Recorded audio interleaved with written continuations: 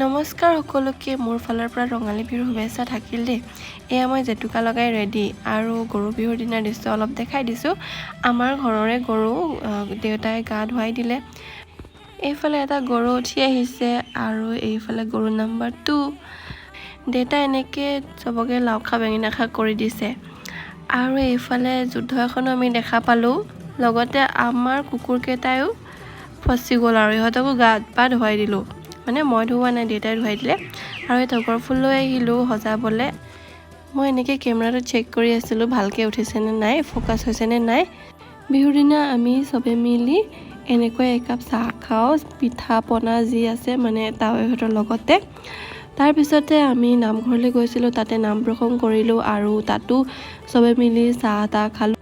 আৰু এফালে আমাৰ ঘৰৰ মুখত ধুনীয়াকৈ কাঞ্চন ফুলি আছে, যিটো মই মেট্ৰিকতে শুভেচ্ছা পাইছিলোঁ। আজিলৈ ইমানেই আছিলে।